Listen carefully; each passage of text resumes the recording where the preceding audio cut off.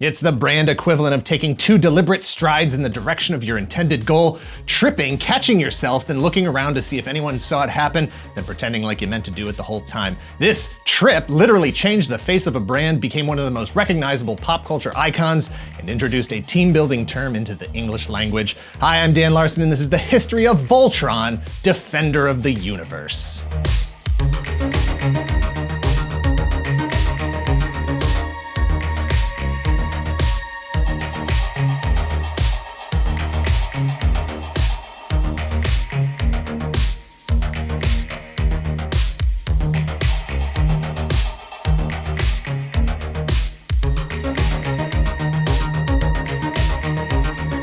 Thank you to 80stees.com for sponsoring this video. Click the link in the description below and use code TOYGALAXY to get 30% off your order today. If you like the 80s and all the stuff inspired by it, then you're gonna love 80stees.com. It's the kind of story we would have shopped at back when all this stuff was actually airing for the first time. The future means being able to dress today like we wanted to back then. Whether you're into movies, cartoons, video games, superheroes, music, wrestling, Garbage Pail Kids, they have it. In fact, they aren't even limited to just the 80s. 80stees.com covers 5 decades of pop culture excitement. You can save Ferris, talk to me goose, strike fast, strike hard, show your friends you're the cream of the crop and that you love it when a plan comes together without saying a word, just point to your chest. Free worldwide shipping on orders $50 and up. Click the link below and use code TOYGALAXY for 30% off your order today. Again, that's code TOYGALAXY for 30% off your order. Thanks again to 80stees.com.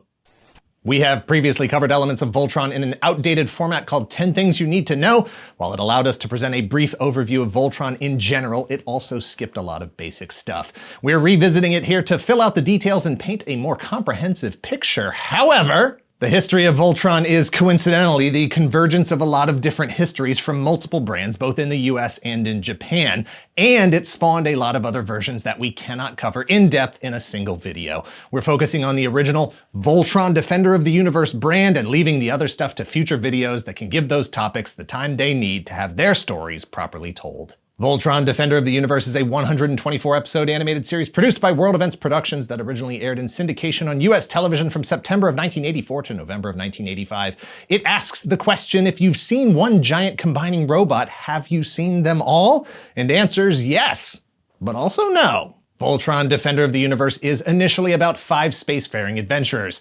Keith, Lance, Pidge, Hunk, and Sven, who are recruited by the Galaxy Alliance to pilot 5 robot space lions in the battle against the evil forces of King Zarkon, the Witch Hagar, and their monstrous Robeasts. They must protect the planet Ares with the help of its ruler, Princess Allura, who herself will one day join the Voltron team as a pilot. Those 5 space lions in and of themselves are incredibly powerful weapons, what with their giant metal claws, teeth, and lasers, but they are even more powerful when they combine to form a giant super robot called Voltron. It gives them the ability to punch and kick with lion-faced appendages, which is awesome, but more importantly, access to more powerful weapons like the Blazing Sword. From there, we move on to Season 2 for a second version of Voltron, a vehicle Voltron, which follows 15 spacefaring adventurers: Jeff, Rocky, Wolo, Chip, Ginger, Crick, Lisa, Tangor, Shannon, Zandy, Cliff, Cinda, MODOK, Marvin, and Hutch, who are recruited by the Galaxy Alliance to pilot 15 air, sea, and land vehicles in the battle against the evil forces of the Drool Empire, who are attempting to thwart the overcrowded Galaxy Alliance's colonization efforts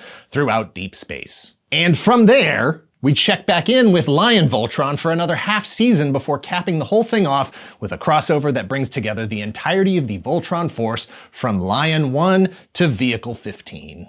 Like the 2 featured super robots, Voltron the series is a combination of several different elements. It began as 2 unrelated series in Japan, imported and reconfigured for the US market, intended as 2 parts of a trilogy of shows that would have been collectively known as Voltron. A Voltron of Voltrons, if you will. In 1980, Edward Ted Koppler was working at KPLR in St. Louis, the television station founded by his father, Harold, in 1959. KPLR was frequently one of the highest-rated independent stations in the country. Ted was tasked with finding a way to produce original content for all demographics quickly and affordably. He established a new media venture called World Events Productions, whose initial product was a current events show called World Events. In 1982, they expanded their sports offerings by producing kickboxing shows from St. Louis, Las Vegas, and New York that they then distributed around the country. A year later, in 1983, still on the hunt for new and original shows, Koppler attended a convention that had a sampling of Japanese cartoons on display. He realized that this was the solution for original and affordable kids programming, importing and translating existing Japanese animated series, and rebranding all the merchandise that was associated with it. This was not the first time something like this had been attempted. Shows like Speed Racer in 1967, Battle of the Planets in 1978, and Star Blazers in 1979 had already done exactly that. Perhaps not to the degree of market reach that Koppler was imagining, certainly not to the degree of profitability he was hoping for. There were 3 shows in particular that caught his eye. Kōsoku Denjin Arubegas, or Lightspeed Electroid Albegas, a giant super robot composed of 3 smaller robots stacked on top of each other. Kikō Kantai Dairagā XV, or Armored Fleet Dairugger XV, a giant super robot composed of 15 smaller vehicles. And a giant combining super robot with a lion on its chest called Mirai Robo Darutanias, or Future Robot Daltanious. Upon returning to the World Events Productions offices, Koppler gave the order to acquire the rights and materials to the 3 Japanese cartoons. The call was placed to Japan.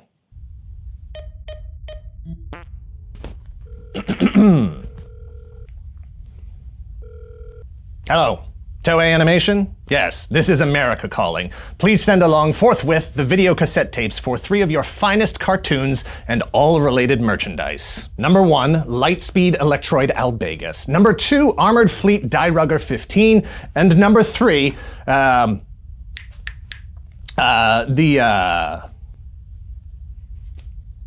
lion one.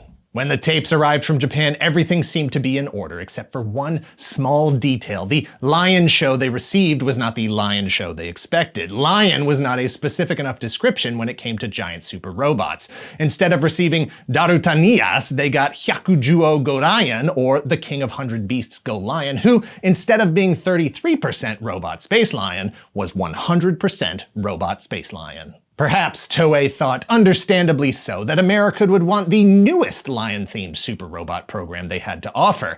Daltanius aired in 1979, while GoLion was from 1981.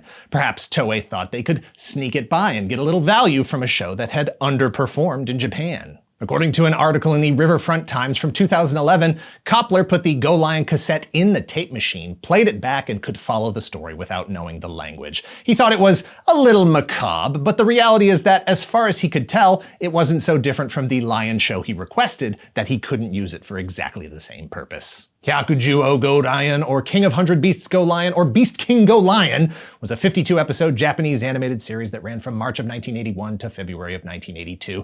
It's the story of a godlike giant space robot who attempts to fight the actual goddess of the universe. His absolute lack of shame got him quartered into 5 individual lions who were then dispersed across the planet Altea to be reunited at a point in the future when perhaps GoLion had learned a little humility. GoLion, like a lot of Japanese cartoons, regularly depicts more mature themes and content than Toons in the West. GoLion straight up impaling and decapitating space monsters with his sword because it wasn't developed under the rigid US broadcast standards. The intended audience was slightly older because in Japan, animation wasn't automatically assumed to be for kids. With the 3 series in hand, World Events Production had to attempt to unify the 3 disparate narratives. An intergalactic peacekeeping force was essential. They would then establish zones of jurisdiction for each robot. Voltron 1, Dairugger, or Vehicle Force, to defend the immediate universe. Voltron 2, Albegas, or Gladiator Force, to defend the secondary universe. Voltron 3, GoLion, or Lion Force, to defend the deep reaches of the galaxy. But what to call the giant super robot defense program? Legend has it that Koppler himself offered Klystron, which is the name of a high radio frequency amplifier used in television transmitters, satellite communications devices, and radar. Sounds appropriately alien, science fiction-y, and comes with the bonus wink of a reference that only broadcasting and electrical engineering enthusiasts would understand.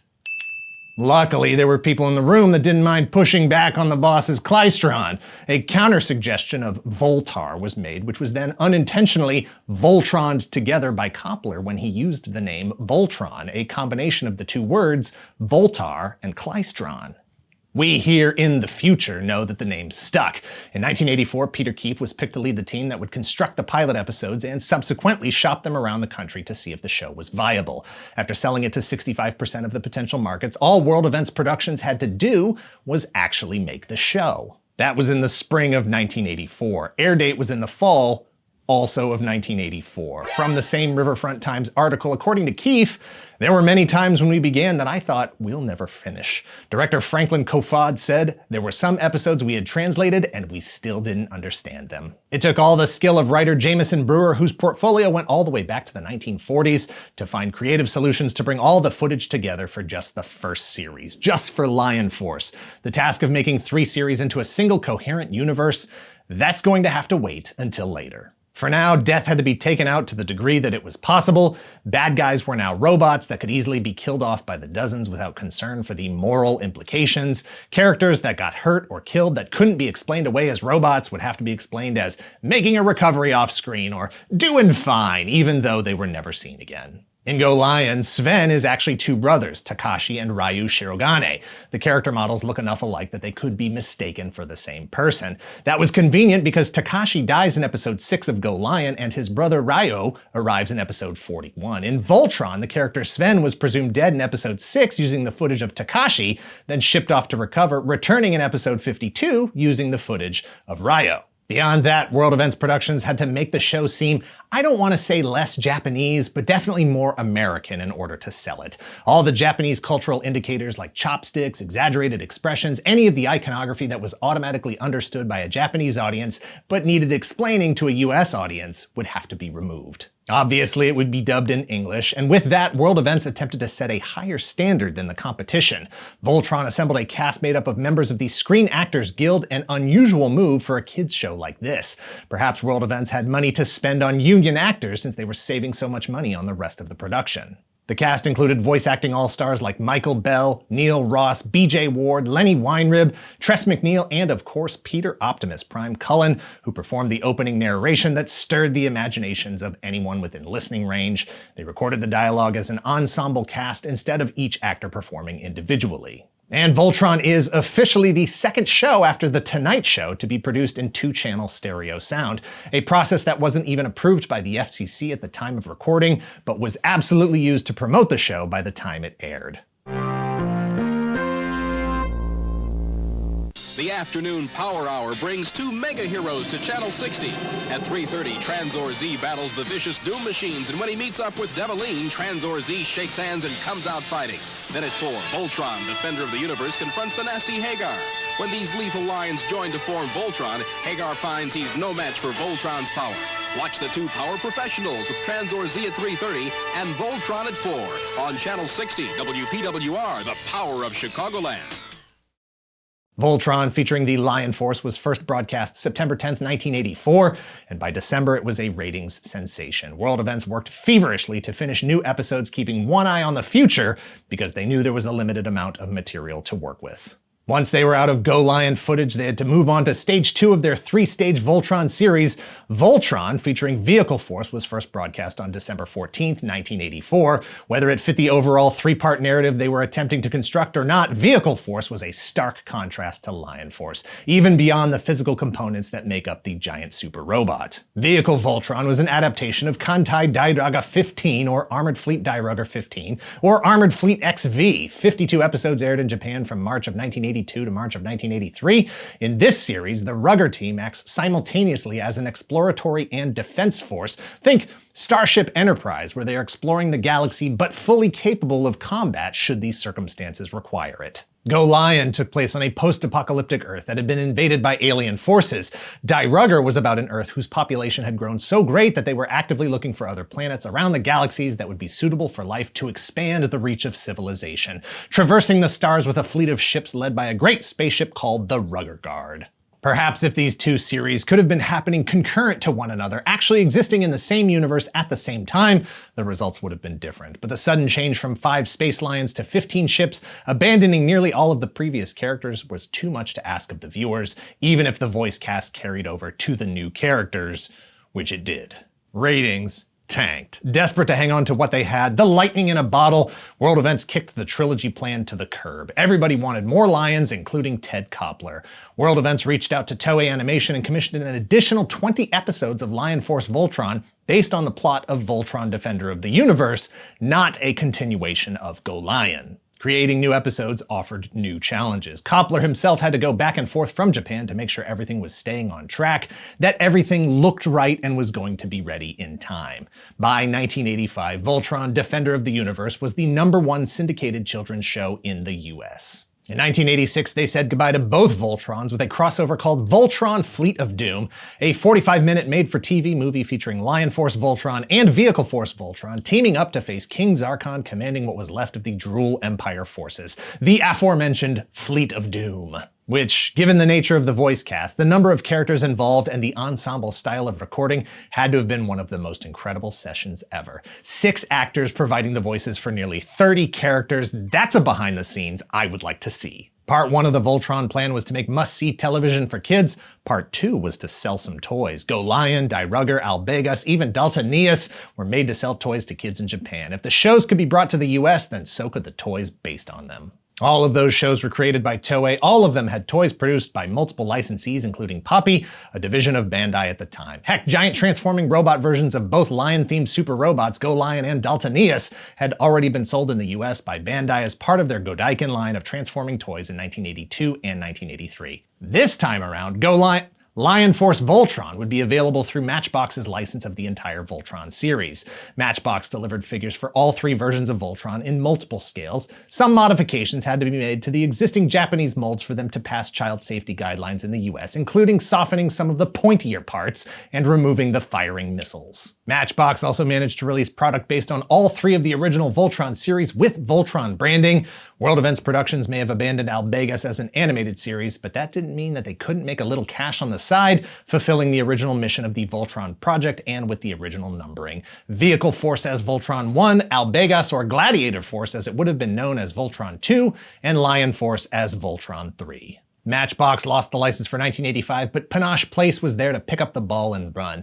They focused on new toys, especially in the 3 3/4 inch scale, as was the popular style at the time thanks to Star Wars and G.I. Joe, and all Lion Force, because even at the end of 1984, it was clear that the future of Voltron was in the Lions and nothing else. Panache Place released figures for all 5 Voltron pilots with removable helmets and key accessories, as well as villains like King Zarkon, Hagar the Witch, Prince Lotor, and Robeast Mutilor, who could hang out in Coffins of Darkness or the Zarkon Zapper and Skull Tank. They designed new transformable Lion vehicles with opening cockpits for the pilots.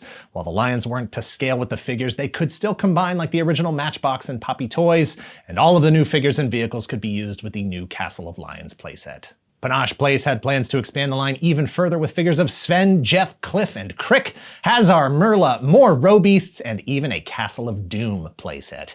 But they didn't, because they went out of business. The license moved to LJN for 1986, who released an assortment of toys including but not limited to wind-up motorized lions that could drive on their wheels, hard plastic eraser-like combinable assembler Voltrons, a battery-powered motorized rolling Voltron, and a Voltron that could transform into binoculars. There were lots of other toys and lots of other licensed merchandise, from bed sheets to Halloween costumes, roleplay toys, roller skates, clothing, party supplies, story and activity books.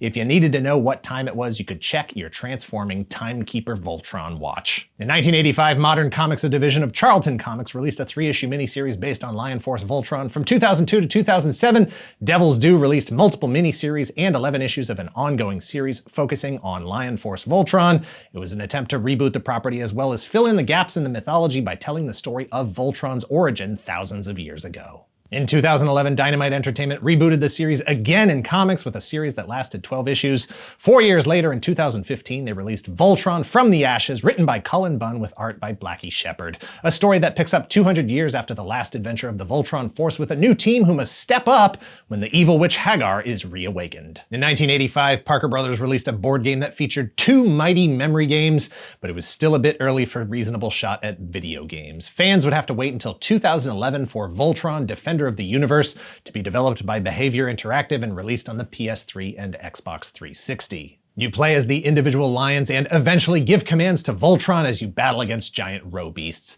Fan response was mixed. The game has since been delisted and is no longer available for purchase. None of the Voltrons returned for the 1986 television season after Fleet of Doom, presumably because World Events didn't want to spend the money to continue to make all new episodes from scratch. Instead, they opted to try the formula again, rebranding the Japanese animated series Star Musketeer Bismarck as Saber Rider and the Star Sheriffs. Did it work? Was Saber Rider the next Voltron? You can catch Voltron on VHS or on DVD releases by Media Blasters and Gaiam Vivendi Entertainment. Universal Pictures Home Entertainment released the entire series in 2019. You can also purchase them digitally through sources like Google Play, Vudu, YouTube, and Amazon Prime Video. Fleet of Doom was released on DVD by World Events Productions themselves. It's a little harder to come by as it was not included on any of the DVD releases. In 2010, Media Blasters announced their intention to release a Blu-ray version, however, it was canceled in 2011. That said, some of those Blu-rays did turn up for sale online somehow. Whether or not it will ever be officially released on Blu-ray is unknown. Voltron was out of commission for over a decade before World Events Productions attempted to bring it back for a new generation. In 1998, Voltron: The Third Dimension utilized cutting-edge computer-generated animation techniques and an all-new all-star cast. It was the first all-new Voltron material produced without Toei's involvement, which was a surprise to Toei, who suggested World Events reach out and talk about who has the rights to what because they didn't remember signing all that stuff over. A legal back and forth ensued that resulted in World Events Productions buying the rights to all the Voltron things. They now owned Dairugger XV and GoLion. In 2007, World Events Productions was working out a deal with New Regency and 20th Century Fox to begin production of a live-action Voltron feature film, which was a surprise to Toei, who suggested World Events reach out and talk about who has the rights to what because they didn't remember signing that stuff over. Toei clarified that World Events only owned the animated rights to Voltron, Dairugger, GoLion, and even if they had the film rights, which they didn't, Toei wasn't crazy about World Events trying to sell a movie in Japan. As New Regency and 20th Century Fox watched the slow-moving train wreck, they looked into the rights themselves and found that one of the original character designers on GoLion still owned a portion of the rights. New Regency and 20th Century washed their hands of the whole thing, preventing the project from moving forward. 2 years later, in 2009, Atlas Entertainment picked up the live-action movie rights. But hold up, a new challenger has entered the arena. Movie producers James Young, Ford Ullman, and Mark Costa threw their own lawsuit at World Events Productions, claiming that they owned the movie rights through their film companies Animus Films and NHO Entertainment, and have owned them since 2004. The following year, in 2010, World Events washed their hands of the whole thing and focused their attention back on producing an animated series where things were much more clearly defined. In 2011, Atlas Entertainment and Relativity Media announced another attempt to produce a Voltron movie.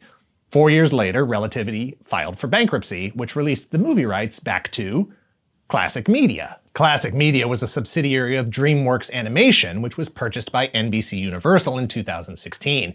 That same year, it was announced that Universal Pictures and DreamWorks Animation would be producing a film with a script being written by David Hayter. And finally, after years of ownership confusion, DreamWorks Animation and Netflix announced a multi-year development deal that delivered a new Voltron series, Voltron: Legendary Defender, to Netflix. It is a reboot reimagining of the original Voltron Lion Force series that plays like the show you think you remember seeing as a kid, or what you imagined it could be. Bigger, faster, and more cohesive. 78 episodes over 8 seasons, which concluded in 2018.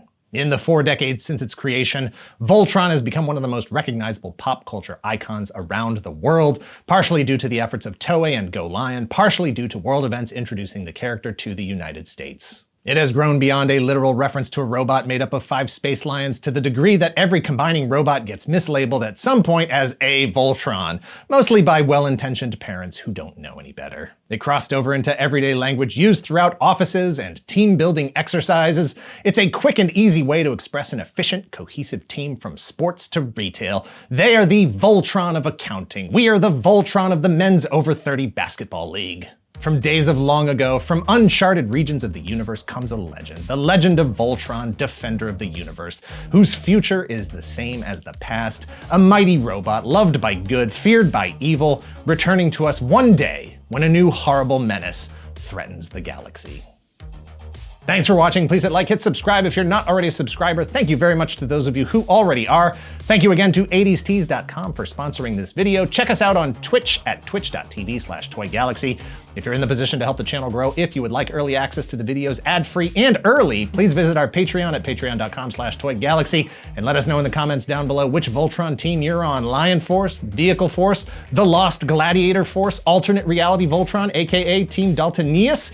The only time I've ever been part of any kind of Voltron was when I owned 5 cats, and let me tell you, if it's not dinner time, there isn't a single activity you're gonna get 5 cats to cooperate on. So take this whole Voltron thing with a grain of salt. It's a cartoon after all. Suspend your disbelief. Cut.